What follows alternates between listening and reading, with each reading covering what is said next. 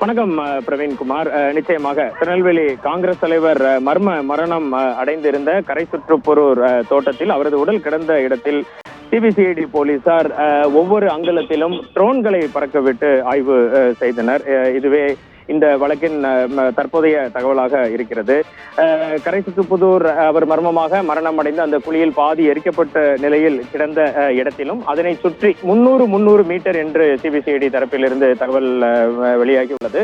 300 metre பரப்பளவில் ட்ரோன்களை பறக்கவிட்டு அதன் மூலம் ஏதாவது தடயங்கள் கிடைக்கிறதா என ஆராய்ந்து பார்க்கும் நிகழ்வு நடைபெற்று வருகிறது.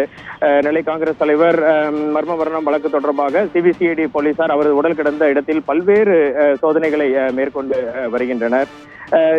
இவரது மரணம் அடைந்து கிட்டத்தட்ட 45 நாட்கள் ஆன நிலையில் சிபிசிஐடி விசாரணையிலும் ஒரு பெரிய முன்னேற்றம் இருப்பதாக தெரியவில்லை பிரவீன்.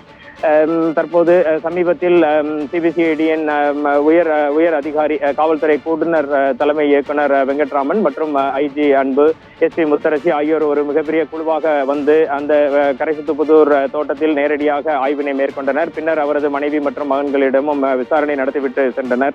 இதற்கு அடுத்தபடியாக வேறு எதுவும் குறிப்பிடத்தக்க தகவல்கள் வெளியாகுமா என எதிர்பார்த்த நிலையில் குறிப்பிடத்தக்க தகவல்கள் எதுவும் வெளியாகவில்லை. இந்த நிலையில் அந்த பகுதி முழுவதும் தோட்டம் 7 ஏக்கர் பரப்பளவு முழுவதும் ட்ரோன்களை பறக்கவிட்டு அதன் மூலம் ஏதேனும் தடயங்கள் இருக்கிறதா என பார்க்கும் முயற்சியில் சிபிசிஐடி போலீசார் தீவிரமாக ஈடுபட்டு உள்ளனர்.